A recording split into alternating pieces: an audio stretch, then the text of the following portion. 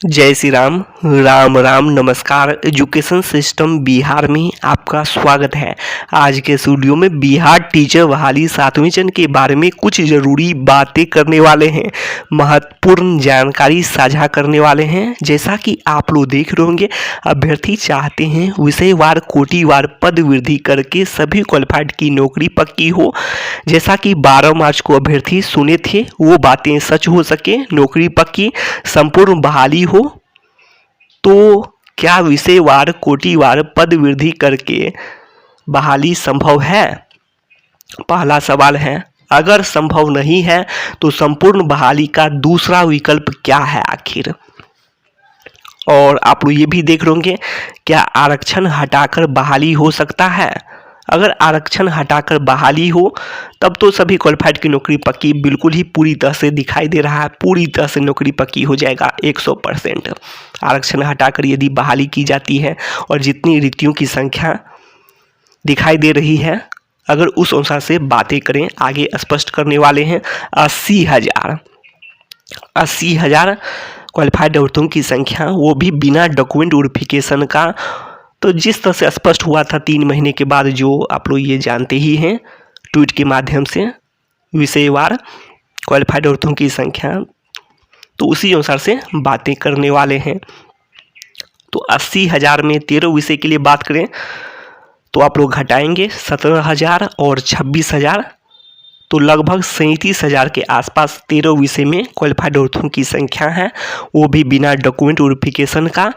और इसके अलावा कॉमन पेपर का भी मामला है, अर्थात पेपर 1 और पेपर 2 भी आयोजित हुए हैं।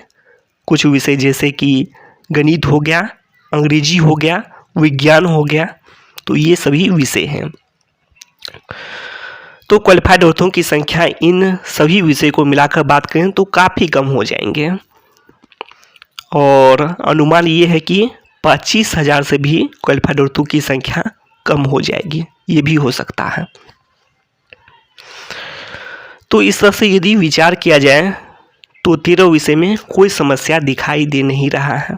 तो यही बातें हैं, और सभी क्वालिफाइड की नौकरी पक्की, विषयवार कोटिवार पद वृद्धि नहीं किए जाने के बाद भी हो जाएंगे। तो ये भी बातें हैं।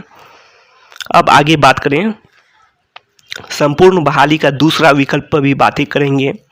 तो दूसरा विकल्प आप लोग ये भी मानकर चल सकते हैं, आरक्षण हटाकर। लेकिन आरक्षण हटाकर क्या बहाली हो सकती है, ये भी बात है। अगर यह भी नहीं हो तब क्या उपाय है, तो आगे बातें करने वाले हैं। खास करके 2 विषय के लिए आप लोग देख रहे होंगे, कंप्यूटर साइंस और सोशल साइंस विषय के भर्ती। तो इसमें क्वालिफाइड औरतों की संख्या अधिक है और इसके लिए चाहिए भी कुछ उपाय। एक तो डॉक्यूमेंट वेरिफिकेशन के बारे में बातें किए हैं, जो कि लिंक के बारे में, जो कि 7वीं चरण का ऑनलाइन अप्लाई जो होंगे उसको लिंक किया जाए स्टेट 219 एप्लीकेशन से। तो इससे भी कट ऑफ में भारी गिरावट के संकेत दिखाई दे सकते हैं। इसके अलावा डॉक्यूमेंट की जांच हो, तो ये सब तो हैं ही। आप लोग ये भी देख सकते हैं, सबसे पहले डॉक्यूमेंट की जांच प्रक्रिया, इससे वास्तविक क्वालिफाइड की संख्या का पता लग सकता है। तभी तो विषयवार कोटिवार पद वृद्धि की बात करें, या फिर अगर यह भी संभव नहीं है तो आरक्षण हटाकर बात करें, या फिर कुछ भी, तो इसके लिए वास्तविक क्वालिफाइड की संख्या का पता रहना बहुत ज़रूरी है। तो ये भी बातें हैं। तो ऐसे में CS के लिए बात करें, 17,000 से अधिक मानकर चलते हैं क्वालिफाइड की संख्या है बिना डॉक्यूमेंट वेरिफिकेशन का।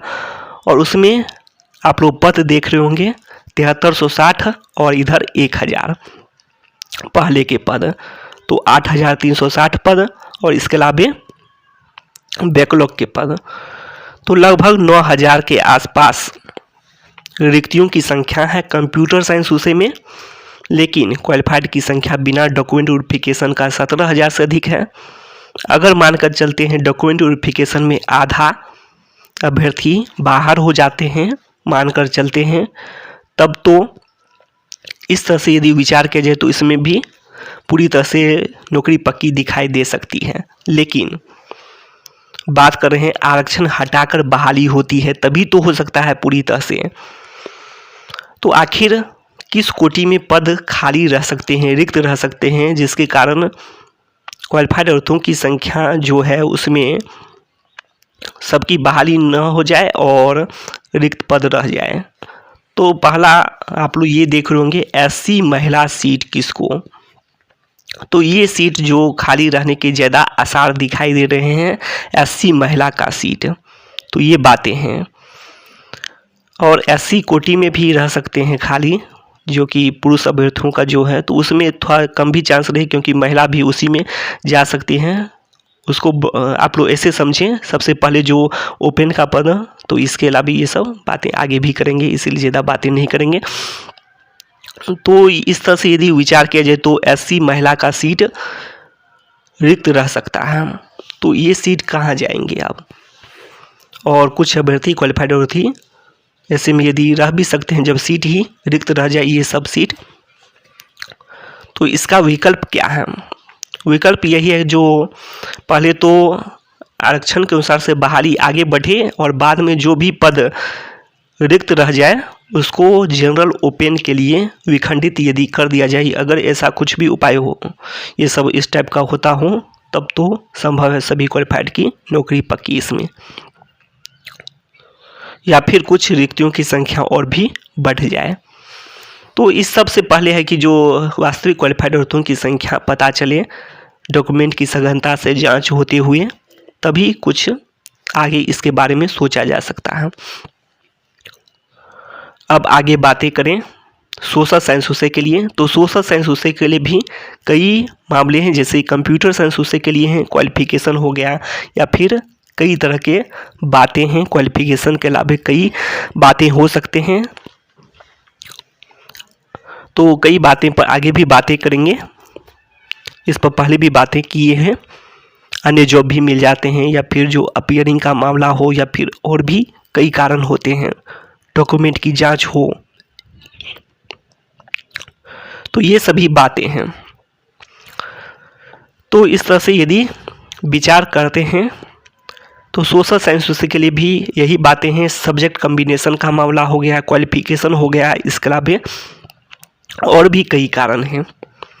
तो इस पर ज़्यादा बातें नहीं करेंगे, कई कारण पर पहले बहुत दिन पहले भी बातें किए हुए हैं। तो इससे इसमें भी क्वालिफाइड अभ्यर्थियों की संख्या घट सकती है। तो फिर भी इसका भी आधा मान कर चलते हैं, अगर वास्तविक क्वालिफाइड की संख्या 13,000, 12,000, 13,000 यदि मान कर चलते भी हैं, तो भी विषयवार कोटिवार बात करें, कोटिवार में तो कुछ कोटि ऐसे हैं जिसमें पद रिक्त रह सकते हैं, लेकिन जो अन्य कोटि की बात करें उसमें समस्या हो सकती है। तो ये भी बातें हैं।